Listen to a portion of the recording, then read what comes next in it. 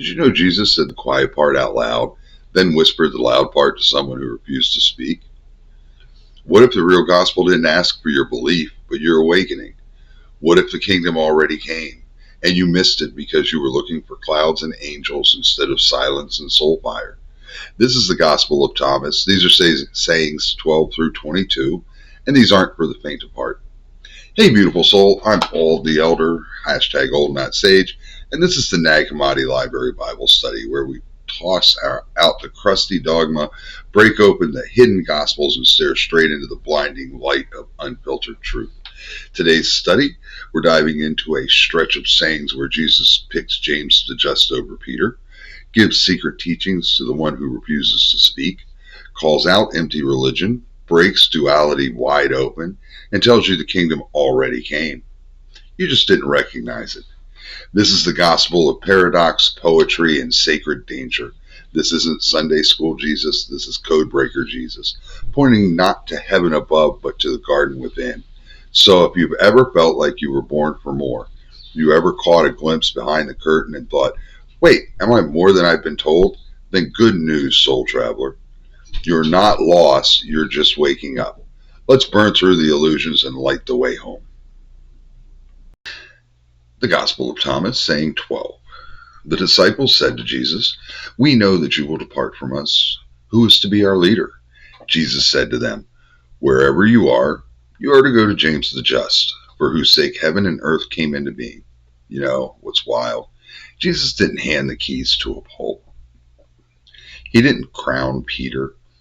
He didn't pick the loudest guy in the room or the flashiest preacher. He handed the future of the movement to a mystic, James the Just. Not the James you're thinking of, not James the son of Zebedee. This is James, Jesus' brother, or half-brother, depending on who you ask. But in the Gnostic and Ebionite traditions, he wasn't just family. He was something much deeper. We're talking about a man so righteous even the Pharisees respected him. A contemplative leader who prayed so much, they say his knees looked like camel's knees. Someone whose life was the teaching.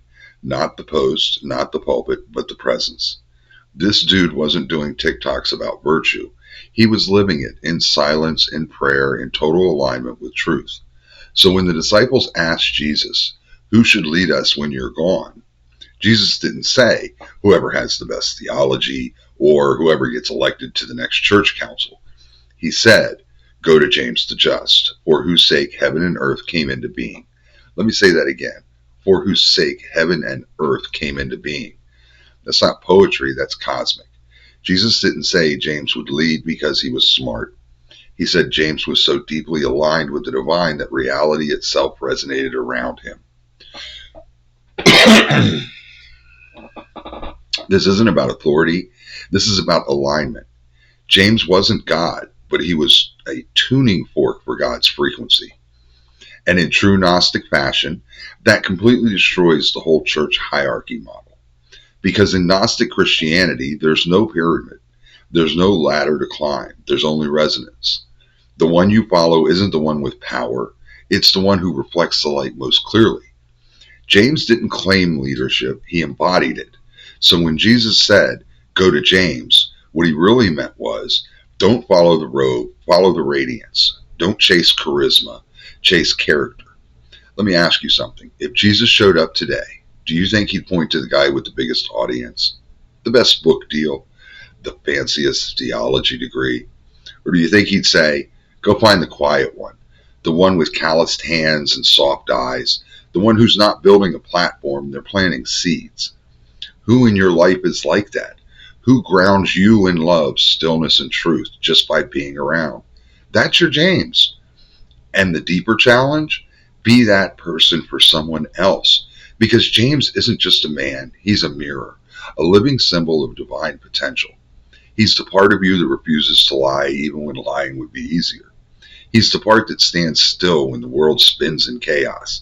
He's the part of you that doesn't need a spotlight because it already walks in the light.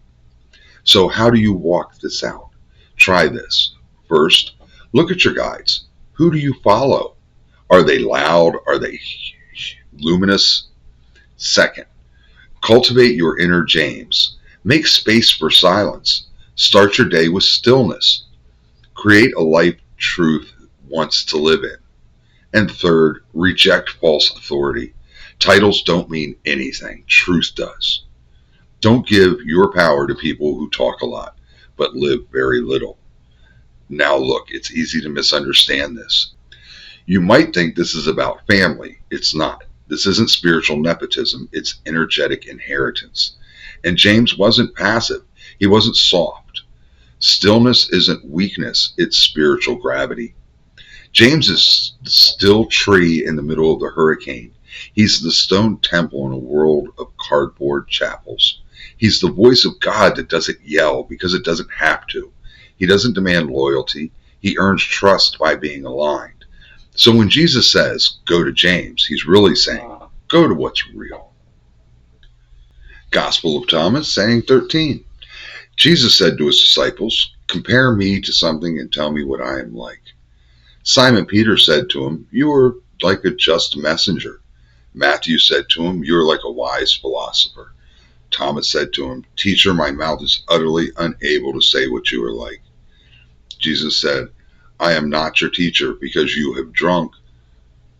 You have become intoxicated from the bubbling spring that I have tended. And he took him and withdrew and told him 3 things. When Thomas returned to his companions, they asked him, what did Jesus say to you? Thomas said to them, if I tell you one of the things he said to me, you will pick up rocks and stone me, and fire will come from the rocks and devour you. Jesus just dropped the spiritual equivalent of a sealed envelope marked classified into Thomas's hands, then turned around and disappeared into the fog. And when the other disciples asked, hey, what did he tell you? Thomas just looks at them and says, if I told you, you'd stone me, and then something inside you would catch fire. Phew. This isn't just about secrecy. This is sacred danger. Jesus gives the ultimate teaching to the one who said nothing. And that right there, that's the flex. Let's slow it down cinematic style. Jesus asks, what am I like? Peter and Matthew go first. They play it safe. Peter says, you're just a messenger. Respectable, traditional, church approved. Matthew says, you're a wise philosopher. Smart, handy, college paper vibes. Both answers are clean, polished, and incomplete because they're trying to describe the infinite using words meant for the finite. But Thomas, he just says, I can't say. And boom, that's the guy. Because Thomas doesn't reduce the divine to a metaphor. He doesn't pretend to understand what can't be grasped. He bows to the mystery, and that's what opens the door. Jesus looks at him and says, I'm not your teacher because you're already tasted what I'm offering. In other words, you're not here to learn, you're here to remember. Salvation doesn't come from belief, it comes from knowing. But not brain knowing, not I read it in a book knowing. We're talking soul level, silence soaked, burns through your illusions kind of knowing. Peter and Matthew, they're still playing with symbols. Thomas, he's in the silence. And that's where the secrets live. Now, what did Jesus actually tell him? We don't know. No one does. And that's the point.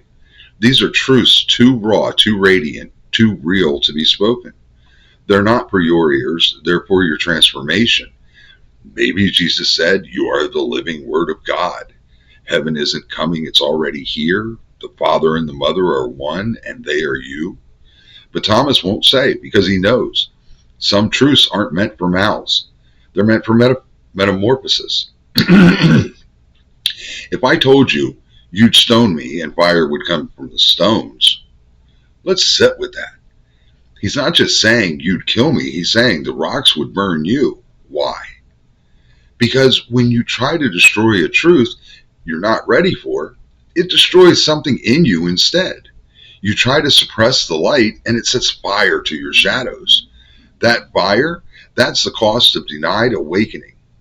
In a world that rewards sound bites, tweets, and slick sermons, this saying is a warning shot. The deepest truths, they can't be tweeted. They can't be branded. They're not for the stage. They're for the soul.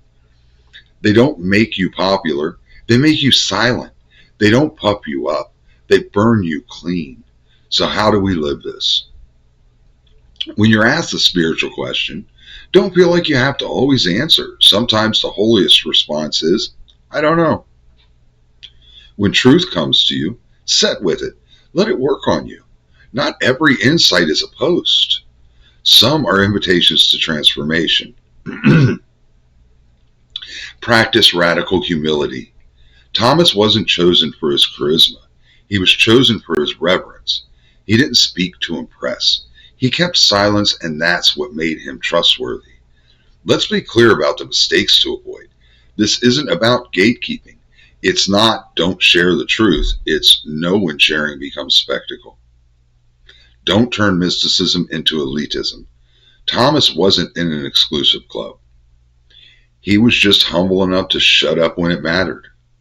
And don't try to guess the three secrets, because the second you say, I figured it out, you've already missed it. At the end, Thomas walks back to the group. His face is glowing, not with pride, but with knowing. The other disciples look at him, hungry for the answer. He looks back and simply says, if I told you, it would kill you. Not to hold power over them, but because he loves them too much to hand them a flame they're not ready to hold. Some truths aren't spoken, they're carried. And when you're ready, you don't need to be told. You always know. The Gospel of Thomas, saying 14. Jesus said, when you fast, don't be dramatic. When you pray, don't brag. When you give, don't post it. Okay, maybe not in those words, but that's the vibe, because here's the truth. The kingdom doesn't need theater, it needs truth. And Jesus is warning us lovingly but clearly against performative spirituality. He says, if you follow rules, you're missing the point. If you make more rules, you're doubling down on the problem. Let's slow it down. When Jesus talks about fasting, praying, and giving, he's not canceling them. He's recentering them. Those things are beautiful, but only when they're real. He's saying, don't put on a show for God. God doesn't follow your Instagram. In other words, don't act holy, be whole. Here's the twist. He warns that when we add extra rituals, extra restrictions, extra layers of religious effort, we're not getting closer to God. We're just building more walls between ourselves and grace. The Pharisees made rules on top of rules and called it devotion. Jesus said, you've taken a good thing and turned it into chains. Because the more we complicate God, the harder it is to hear her voice. Let me be blunt. God's not a control freak. She's not impressed by how long you fast, how loud you pray, or how pure your diet is. What she wants? Presence, sincerity, integrity. Not performance, not penance, not Pinterest-worthy prayers. Let's hit the core message. When you fast, make it an offering, not a flex. When you pray, let it be conversation, not performance. When you give, let it be love, not leverage. Because if your practice turns into ego food, you're just feeding the wrong part of yourself.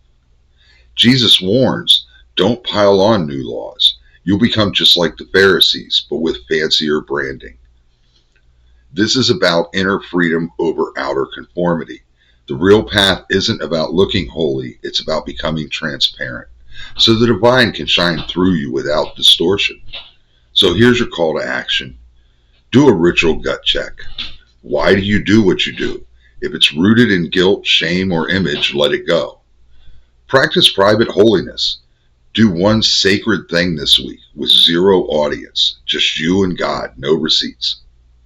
Tear down your inner Pharisee, that voice that says you're not doing enough. Yeah, that one. Tell it to sit down and be humble. And here's what to avoid. Don't confuse tradition with transformation. Just because it's old doesn't mean it's sacred. Don't add rules hoping they'll make you worthy. You were already worthy before you tried to earn it. Don't spiritually bully others into your practice. Holiness isn't one size fits all. The truth, Jesus is freeing you from looking good so you can finally be good. He's telling you, you don't need more hoops, you need more heart. You don't need more spotlight, you need a spine. Because real holiness, it doesn't need to be seen. It just needs to be lived.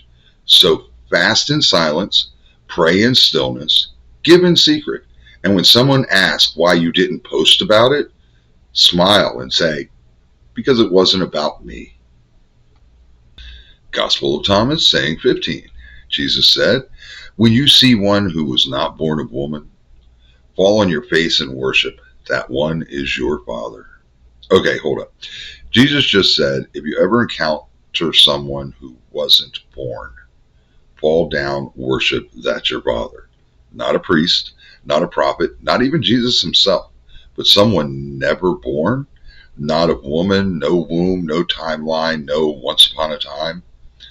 We're talking about the uncreated, the divine beyond DNA, the light before light, the one that was before there was.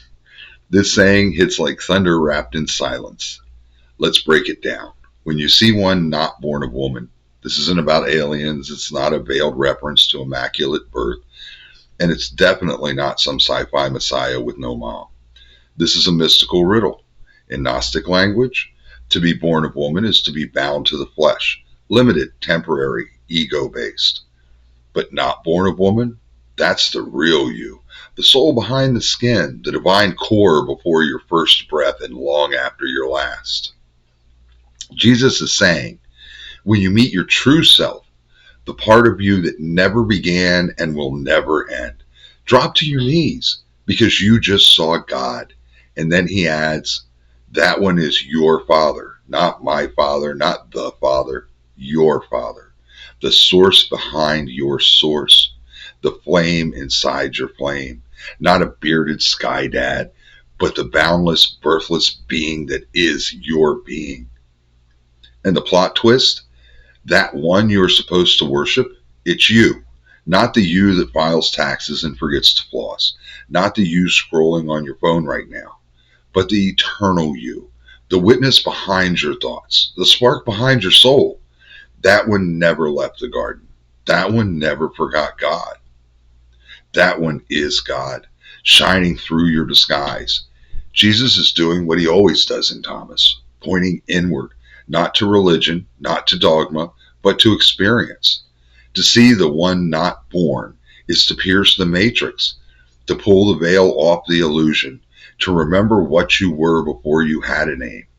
It's not about believing harder, it's about waking up. Let's make this real. See past the body. That stranger on the train might carry more truth than 100 sermons. Be still. You can't hear eternity over the noise of your ego. Silence is where the unborn speaks. Honor what's holy, especially in you, not with pride, but with awe. If you ever glimpse someone's true life, fall on your face, not in fear, but in reverence. There's some pitfalls you need to dodge. Don't get literal. This isn't about some miracle baby with no mom. Don't project it out there. This isn't someone else's mystery. It's your own. Don't turn it into theology. This isn't for memorizing. It's for realizing. Imagine looking at someone, a friend, a stranger, even your reflection, and suddenly their body fades, their history dissolves, their smile remains, but now it stretches across galaxies. And in that sacred instant, you recognize them, not as them, but as you, the you behind the mask, the you who never left heaven. And your knees just buckle because your soul has met itself. And in that holy collision of memory and mystery, you fall, you worship, you remember. Saying 16, Jesus said, people may think I have come to bring peace into the world. They don't know I've come to bring conflict, fire, sword, war. There will be 5 in a house, 3 against 2, 2 against 3, father against son, son against father, and they will stand alone. Phew, that's not Hallmark Jesus. That's not the meek, smiling Jesus handing out hugs and forgiveness like candy canes. Nope, that's sword Jesus, flame in his eyes Jesus. I'm here to blow up your comfort zone Jesus. And yeah, it's still love, but not the kind that tucks you in at night. It's the kind that wakes you up with a thunderclap. Let's get real. People think I've come to bring peace. Of course they do. They want Jesus the therapist, Jesus the brand mascot, Jesus the good vibes guru. But Jesus says, nah, I brought conflict, fire, sword, war. He's not talking about bloodshed. He's talking about spiritual combustion. not soul awakening, radical rupture. He's not threatening your life. He's threatening your identity, your family, your traditions, your neatly labeled sense of self. Yeah, that's the kindling. There will be five in a house. Think about it. The house isn't just a building, it's you, your mind, your soul, your psyche. Three against two, two against three, father against son, son against father. Everything's in conflict. Your past versus the future, your ego versus the essence, your role versus your truth. Awakening splits you open like a stuck bell. Everything you thought was solid wobbles. And that's the point.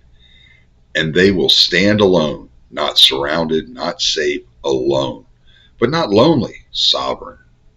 This isn't about causing drama. It's not spiritual rebellion for rebellion's sake. It's about what happens when your soul outgrows your story. You can't wear the mask once you've seen your real face. You can't sip lukewarm lies once you've tasted living truth. Gnosis breaks the house, and whatever crumbles wasn't built on bedrock anyway. This is spiritual detonation. Jesus didn't come to decorate your prison cell. He came to burn the whole thing down. And if your awakening feels cozy, you might still be asleep. This isn't spiritual enhancement. This is transformation by wildfire. Let's make it real. Name your inner war. Don't hide it. That's where your truth is being forged. Let the false things fall, even if they're wholly seeming, even if they once held you together. And learn to stand alone. That's where you'll hear your soul speak clearly, not over the crowd, but in the stillness. Pitfalls to avoid. Don't take this as a license to be cruel. The sword isn't violence, it's clarity. Don't weaponize your awakening. This isn't about proving you're more evolved. Don't confuse disruption with chaos. This isn't destruction for its own sake. It's sacred collapse. Picture your life as a house. You lived there forever, surrounded by people, beliefs, habits, identities. It's familiar. It's comfortable. It's all you've known. Then one day, a light flickers on in the basement. You go down, you follow it, and you see the truth. The foundation is cracked. You've outgrown the whole thing. So what do? You grab a match, you strike it, and you let the whole thing burn. Not out of anger, but because you're ready to rebuild, to awaken, to stand alone in truth, in fire, and in freedom.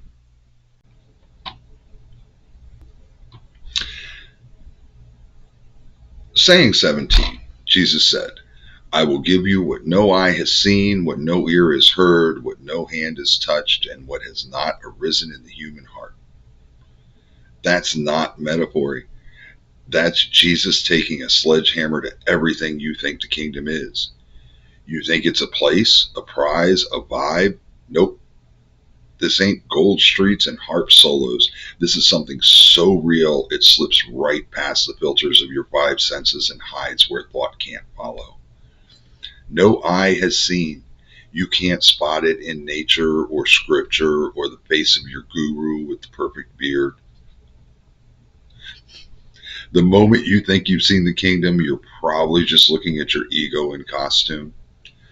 No ear has heard. It's not in sermons, not even the spicy ones, not in chants, podcasts, or TikTok set to lo-fi beats.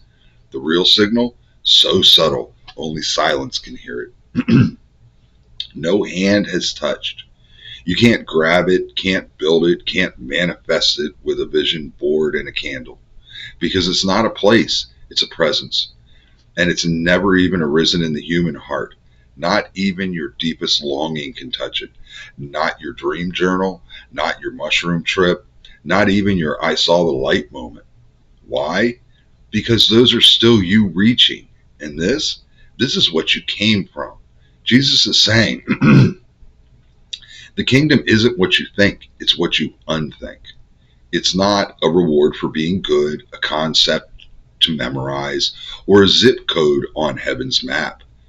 It's a layer of reality that's already here, but hidden behind all the noise.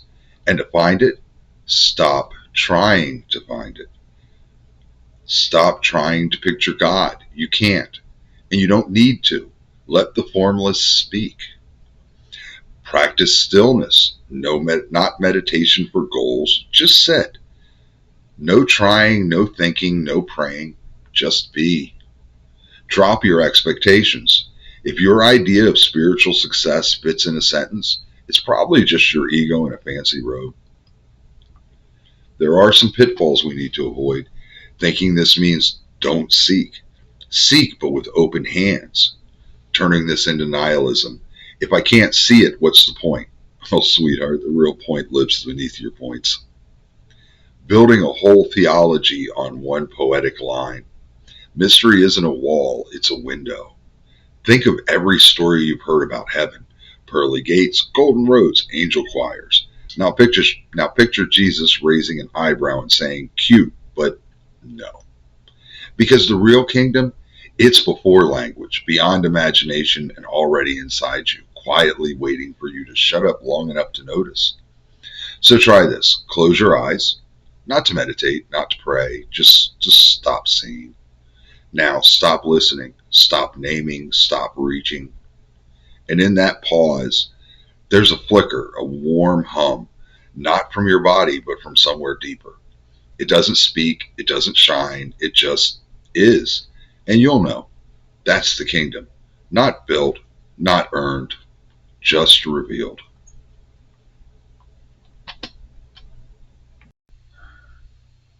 The Gospel of Thomas, saying 18. The disciple said to Jesus, tell us, how will our end come? Jesus said, have you found the beginning then, that you are looking for the end? You see, the end will be where the beginning is. Congratulations to the one who stands at the beginning. The one will know the end and will not taste death. The disciples asked for a spoiler. Hey, Jesus, what happens at the end? But instead of giving them a timeline, he gives them a time loop. The end is the beginning. And then he drops the real mind bender. If you remember the beginning, you won't die. Hold on tight, love. We're about to time travel with our soul. Tell us, how will our end come? They want eschatology, end times, a calendar, maybe a dragon or two. But in true Gnostic fashion, Jesus refuses to feed the apocalypse addiction because the end isn't about destruction. It's about revelation. Have you found the beginning then, that you are looking for the end?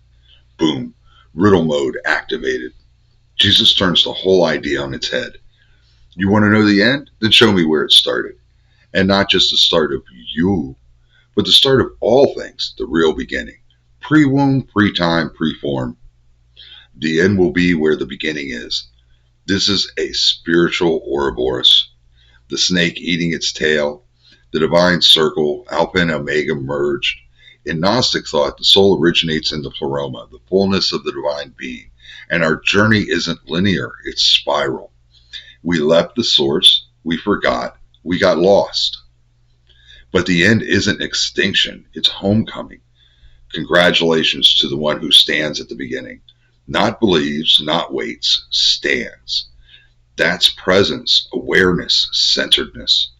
To stand at the beginning means to remember where you truly come from, to reclaim your divine origin before ego, birth, language, and shame got to you. That one will know the end and will not taste death. What kind of death are we talking about? Not your heart stopping, not your bones turning to dust. Jesus is talking about the second death, the soul's disconnection from the source, the death of forgetfulness, the eternal sleepwalk. But if you remember the beginning, the divine spark, the true self, the infinite origin, then you don't end, you return. This isn't about dying, it's about dismembering, being cut off from who you really are. And gnosis, it's remembering. It's finding the beginning thread in the tangled web ball of ego, trauma, time, and illusion. Pull on that thread long enough, and it leads you back to God. Ask yourself, when did I begin? Not your birth date, not your earliest memory. The real beginning, the soul behind the story. Set in the stillness before thought. That quiet place, that's the beginning. Return to it again and again. Let go of the end times obsession. No more fear of punishment or timeline prophecy. The end isn't something to fear, it's something to recognize. There are pitfalls we need to avoid, like everything, though. Treating this like a riddle to solve. The beginning isn't an answer, it's an experience. Looking backward chronologically. This isn't about time travel, it's about essence. Assuming remembering means knowing facts. It's not intellect, it's intimacy with the source. This saying tells us that real salvation isn't found at the end of a prayer, a pew, or a prophecy. It's found when you return to your beginning, the part of you that never left the garden. That soft golden core you had as a child before the world told you who to be, before the mask, before the roles. You want to escape death? Remember who you were before you forgot. Close your eyes, forget your name, forget your past, forget your religion, forget your body. And what's left? A flicker. Still, aware, alive. Without identity, yet full of being. That's the beginning, and that's the end. Saying 19. Jesus said, "Congratulations to the one who came into being before coming into being. If you become my disciples and pay attention to my sayings, these stones will serve you. For you have 5 trees in paradise that do not change, summer or winter, and their leaves do not fall. Whoever knows them will not taste death." What? This isn't general. This is Jesus kicking open a portal and handing you a glowing paradox wrapped in flame. Blessed is the one who existed before they existed. It's not poetry. That's permission to remember who you were before the world told you who to be. Before the body, before the name, before the mirrors started lying to you. He's talking to your eternal self, the you that was always here and will never not be. Congratulations to the one who came into being before coming into being. Let's unpack that. Coming into being means form, flesh, ego, time. Before coming into being means soul, light, origin, essence. So Jesus is saying, blessed is the one who remembers their divinity before they got wrapped in skin and stories. This is the Gnostic path, baby. You were light, you forgot, you wake up, you return.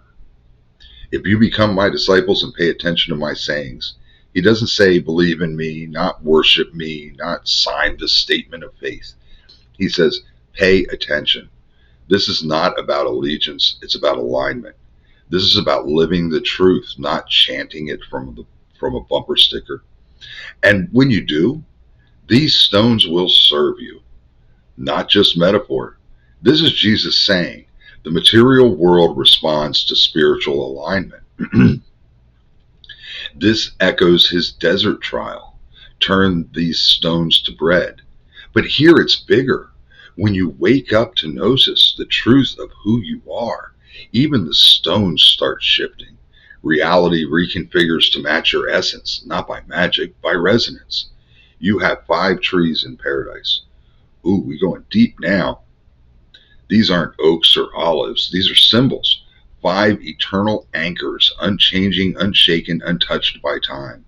Some ancient sources name them awareness, truth, life, wisdom, spirit. Others say they're your senses transformed. When your seeing becomes sacred, your hearing becomes holy, your feeling becomes flame. Either way, they're not out there. They're in you. Whoever knows them will not taste death, not won't die, won't forget. Because that's what death really is in Gnosticism. Forgetting your light, forgetting your origin, forgetting that you were never separate from the source. There are some things we need to watch out for, though. Don't treat this like fantasy lore. It's mystical, but it's realer than real. Don't turn stones will serve you into wish granting. This ain't Hogwarts. It's about divine resonance, not spiritual vending machines. Don't try to decode the 5 trees like a puzzle. Live them. They bloom through you. You're walking through the desert, dusty, dry, alone. Just you and stones, but something shifts. You remember something you didn't even know you forgot. And suddenly, the stones aren't stones, they're seeds. The trees are blooming. In paradise, it's not a reward waiting in the sky. It's truth rising in your soul. something you get right now. You don't have to become anything new. You just have to return to who you've always been. Saying 20. The disciples said to Jesus, "Tell us what heaven's kingdom is like." And Jesus said, "It's like a mustard seed, the smallest of all seeds, but when it falls on prepared soil, it produces a great plant and becomes a shelter for birds of the sky." The disciples asked for the kingdom, expecting thrones, clouds, fireworks, halos, and Jesus, he gives them a seed, the smallest one. No crowns, no lightning bolts, no VIP lounge in the sky, just potential. Because the kingdom isn't a prize at the end, it's a present that starts small inside you. And when you nurture it, it becomes your entire inner ecosystem. Let's break it open.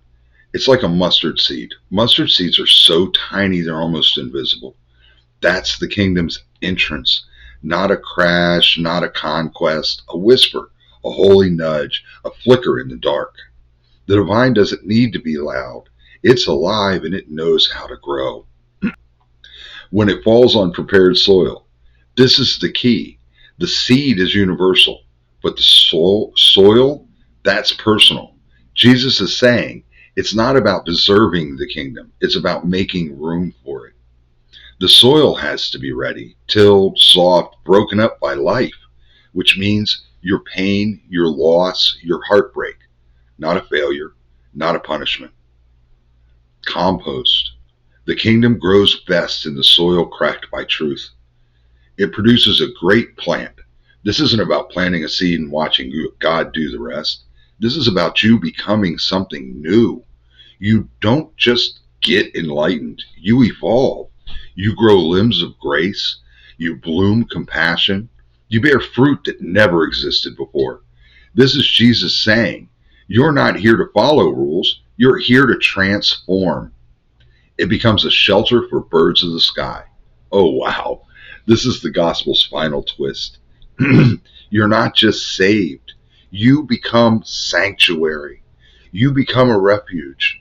A living, breathing tree that shelters the weary, feeds the hungry, and makes room for the forgotten. You're not here to escape the world. You're here to heal it from the inside out. The kingdom is planted inside you. It needs space to grow. It doesn't come with trumpets. It comes with trust. Turns you into someone who shelters others. You don't inherit the kingdom. You become it. How can we do practical practices on this? Well, you can ask yourself, what's the condition of my soil? Am I hardened, distracted, dry? Let honesty be your water. You can watch for whispers, the small tug, the holy ache. That's the seed talking. Don't ignore it. And you can tend gently. This isn't about effort. It's about presence, about watering your soul with awareness, not willpower. There are pitfalls to watch for. You don't want to be waiting for the big signs. The kingdom sneaks in quietly. No parade, no banner, just breath. Comparing your seed to someone else's tree, stop it. Your growth is your own, sacred, slow, and stunning. Turning this into a to-do list. You're not building a monument, you're growing a garden. Picture it. You hold a mustard seed in your hand. It's so small you almost forget it's there. But you plant it. You tend it through grief, through joy, through confusion. And one day, there's shade, there's fruit, there's peace, and birds start to land on your branches. Not because you followed every rule, but because you listened to the whisper and let it grow. You didn't find the kingdom. You became it. Gospel of Thomas, saying 21. Mary said to Jesus, "What are your disciples like?" He said, "They are like little children living in a field that is not theirs. When the owners of the field come, they will say, 'Give us back our field.' The children take off their clothes in front of the owners and give the field back to them. So I say, if the owner of a house knows a thief is coming, he will be on guard before the thief arrives and will not let the thief break into his house and steal his possessions. You must be alert. The world you expect has come, but you do not recognize it. This verse starts soft. What are your disciples like? Seems innocent, right?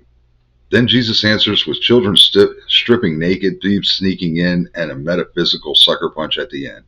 You missed the kingdom, boo. It already came. You blinked. This is the anti-dogma mic drop. This is Jesus telling us that if you're waiting for heaven, you've already missed it because it doesn't show up with fanfare. It shows up naked, quiet, and disguised, like a child in a field that was always yours. You just forgot. They are like little children living in a field that's not theirs. Let's talk children in fields. Children, innocence, presence, purity of being, but also cluelessness, forgetfulness, and dependency. The field, the world, the body, the incarnation. So what's he saying? My disciples are innocent souls living in a reality they've forgotten they own. You think you're squatting in this world, renting your breath, paying rent with rituals, but actually, you're the heir. You're not a guest here. You're the child of the architect. You just have spiritual amnesia. When the owners come, the children take off their clothes and give it back. Whew, let's unpack that.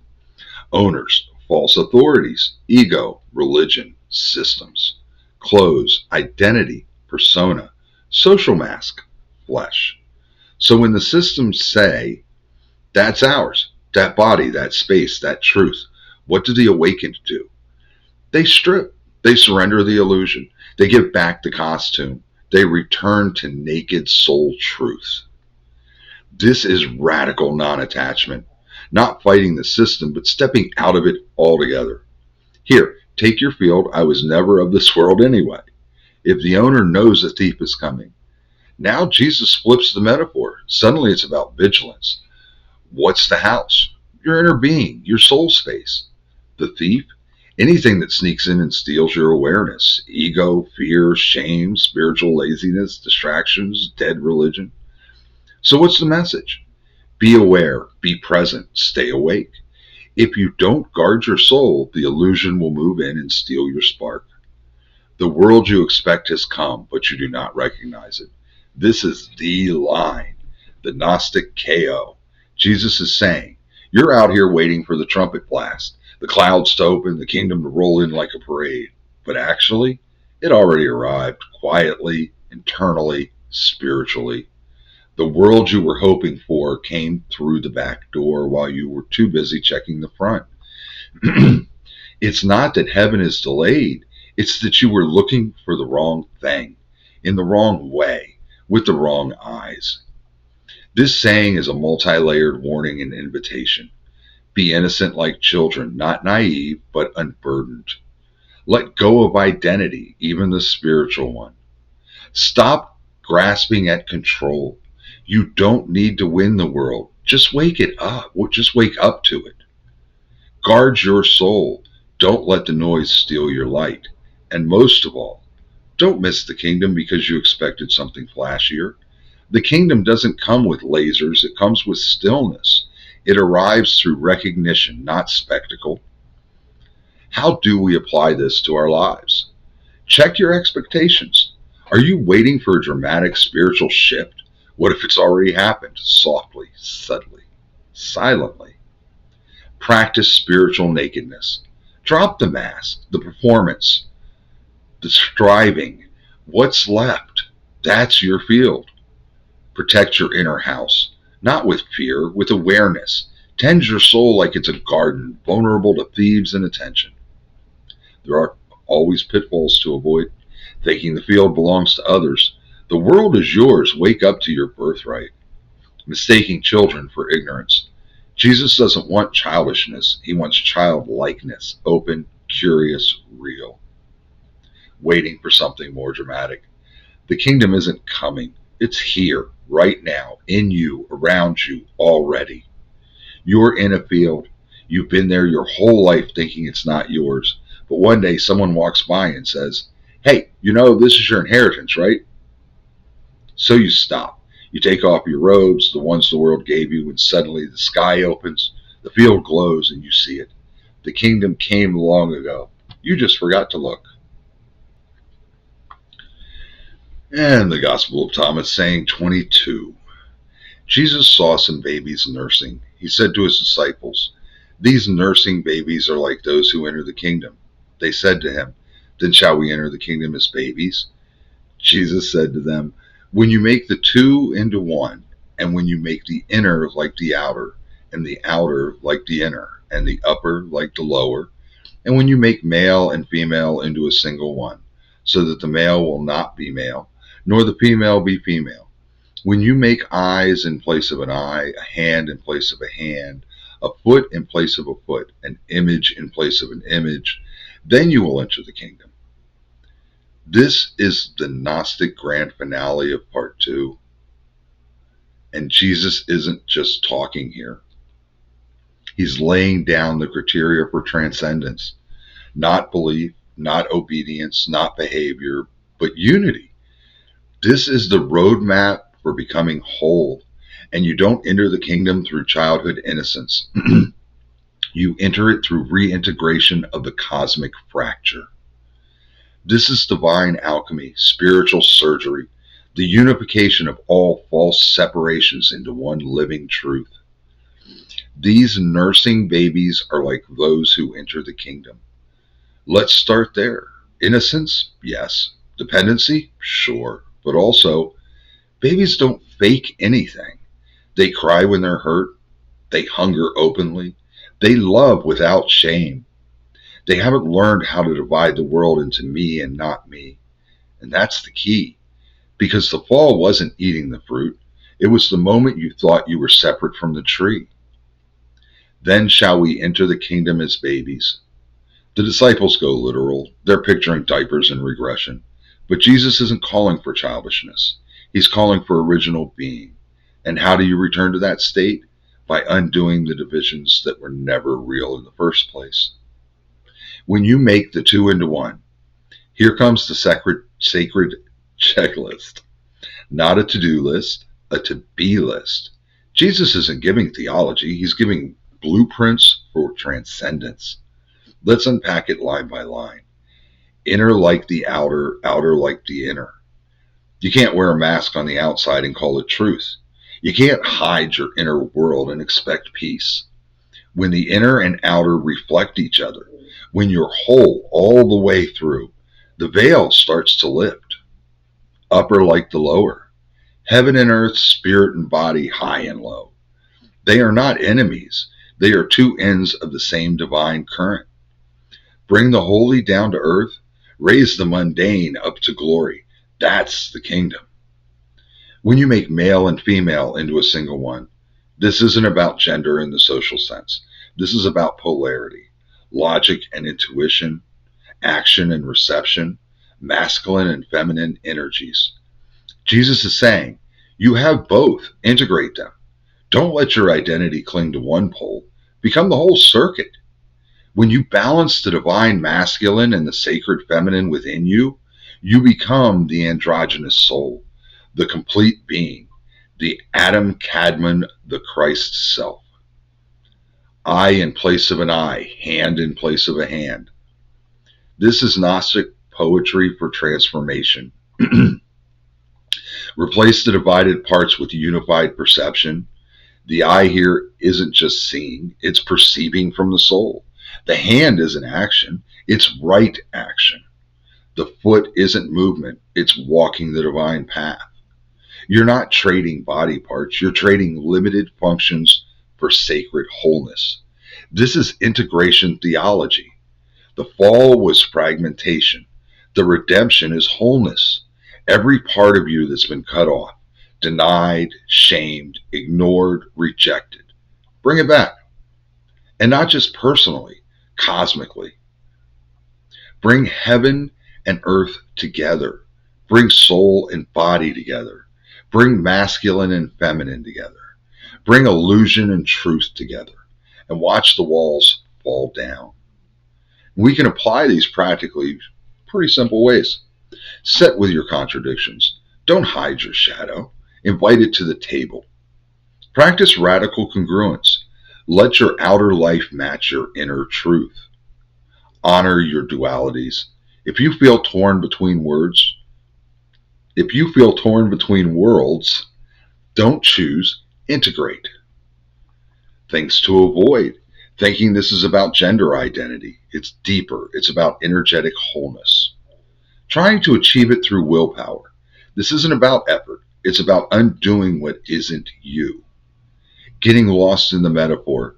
Don't get too mystical to apply this practically. This is your inner healing roadmap. You've been trying to solve a puzzle your whole life. You've labeled each piece. This is my spiritual side. This is my broken side. This is my masculine. This is my shame. And Jesus just walks in, knocks the whole table over, and says, there's no puzzle. There's only you, one, whole, awake. That's the moment the kingdom opens, not with fanfare, but with integration. So what did we just witness? We saw that leadership isn't granted, it's lived, that silence can say more than sermons, that fasting and prayer mean nothing if your soul's asleep, that the kingdom isn't someday, it's right now, and that when you make the two into one, you don't just find the divine, you become the doorway. These sayings weren't meant to be skimmed and shelved.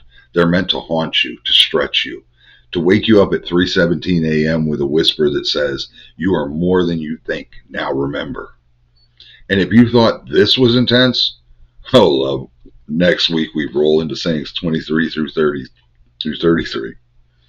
Jesus is about to talk about prophets, corpses, hidden light, and why the kingdom can't be found, but also can't be escaped. You're going to want to be here for that. So hit subscribe, ring that bell, light a candle, whisper a prayer, or just shout to the sky, I'm ready for more truth. Because every week, we're not diving deeper into belief, we're diving deeper into knowing. I'm Ald the Elder, hashtag old not sage, and this has been the Nag Hammadi Library Bible Study, where we don't walk the path, we burn it down and build a better one. Until next time, be still, be bold, be one. Before we go, I want to thank you to everyone who watched, commented, shared, and smashed that like button on our first episode. You didn't just support this journey, you helped ignite it. We see you, we feel your spirit, and we're so glad you're walking this path with us. Now, always remember, God loves you, Jesus loves you, the Holy Spirit loves you, and I love you. Be blessed and be a blessing. Hey, all here for just a moment. I wanted to sign out. Thank everyone for showing up today and watching the video. Thank you. I want to apologize. There's a little coughing and stuff going on. I got a bit of a head cold. I'm a little stuffed up. Brain ain't exactly functioning 100%. But next week we'll be doing our next set of verses. We'll be continuing in the Gospel of Thomas. And I certainly hope to see you then. God bless you all. Coffee.